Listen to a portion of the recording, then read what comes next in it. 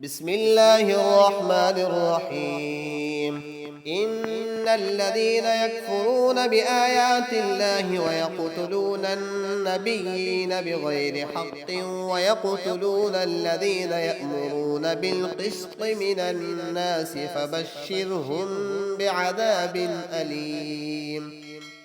أولئك الذين حبطت أعمالهم في الدنيا والآخرة وما لهم من ناصرين.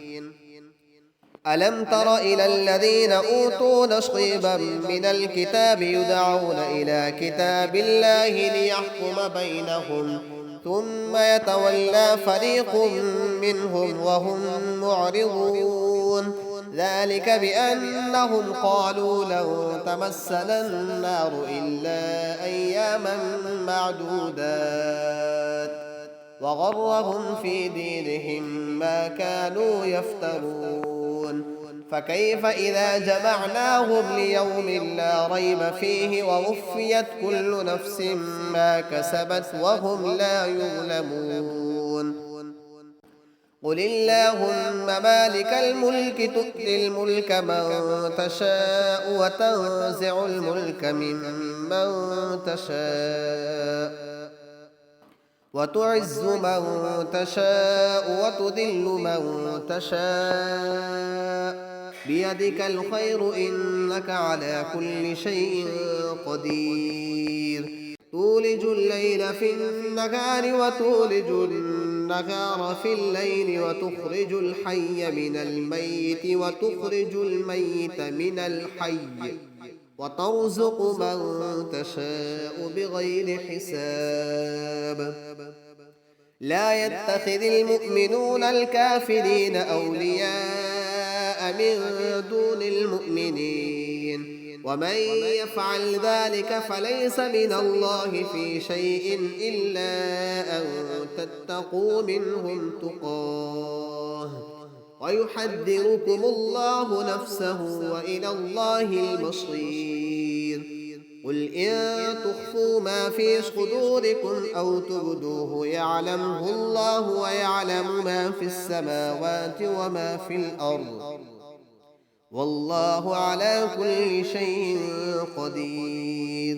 يوم تجد كل نفس ما عملت من خير محضرا وما عملت من سوء تود لو أن بينها وبينه أمدا بعيدا ويحذركم الله نفسه والله رؤوف بالعباد. قل إن كنتم تحبون الله فاتبعوني يحببكم الله ويغفر لكم ذنوبكم والله غفور رحيم. قل أطيعوا الله والرسول فإن تولوا فإن الله لا يحب الكافرين. إن الله اصطفى آدم ونوحا وآل إبراهيم وآل عمران على العالمين ذرية بعضها من بعض والله سميع عليم.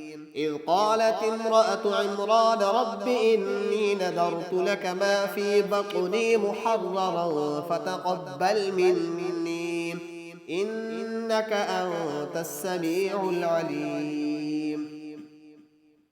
فلما وضعتها قالت رب إني وضعتها أنثى والله أعلم بما وضعت وليس الذكر كالأنثى وإني سميتها مريم وإني أعيذها بك وذريتها من الشيطان الرجيم. فتقبلها ربها بقبول حسن وأنبتها نباتا حسنا وكفلها زكريا. كلما دخل عليها زكريا المحراب وجد عندها رزقا قال يا مريم أنى لك هذا قالت هو من عند الله إن الله يرزق من يشاء بغير حساب. هنالك دعا زكريا ربه قال رب هب لي من لدنك ذرية طيبة إنك سميع الدعاء فنادته الملائكة وهو قائم يصلي في المحراب أن الله